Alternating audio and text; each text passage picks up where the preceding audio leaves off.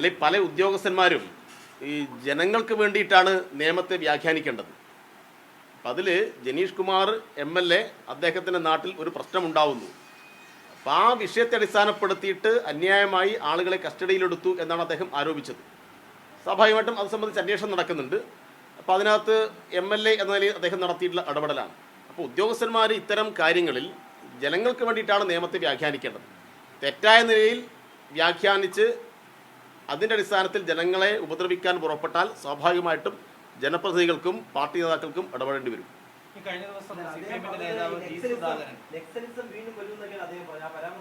അല്ല, ആ പരാമർശത്തോട് ഞാൻ യോജിക്കുന്നില്ല. അതെല്ലാം അദ്ദേഹത്തിൻ്റെ പരാമർശമാണ്. ഞാൻ പറഞ്ഞതല്ല, അദ്ദേഹം നടത്തിയ ഇടപെടലാണ്. നിങ്ങൾ അദ്ദേഹം നടത്തിയ ഇടപെടൽ കാണാതെ ഒരു പരാമർശത്തെ മാത്രം എടുത്ത് വാർത്തയാക്കേണ്ട കാര്യമില്ലല്ലോ. അദ്ദേഹം നടത്തിയ ഇടപെടൽ എന്ന് വെച്ചാൽ അവിടെയുള്ള ജനങ്ങൾക്ക് വേണ്ടി നടത്തിയ ഇടപെടലാണ്. അദ്ദേഹം ഒരു MLA എന്ന നിലയിൽ നിയമത്തെ തെറ്റായ നിലയിൽ വ്യാഖ്യാനിച്ച് ജനങ്ങളെ ഉപദ്രവിക്കുന്ന ഉദ്യോഗസ്ഥന്മാർക്കെതിരായിട്ട് അദ്ദേഹത്തിൻ്റെ രോഷപ്രകടനമാണ് ഉണ്ടായത്. അത് സ്വാഭാവികമാണ്. അതൊരു MLA എന്ന നിലയിൽ അദ്ദേഹത്തിൻ്റെ ഉത്തരവാദിത്തമാണ് ജനങ്ങളുടെ കൂടെ നിൽക്കുക എന്നത്. അതിനപ്പുറത്ത് ആ സംഭവത്തിലെ ഏതോ ഒരു പദമെടുത്ത് ഉപയോഗപ്പെടുത്തിയിട്ട് അദ്ദേഹത്തെ വിമർശിക്കേണ്ട കാര്യമില്ല.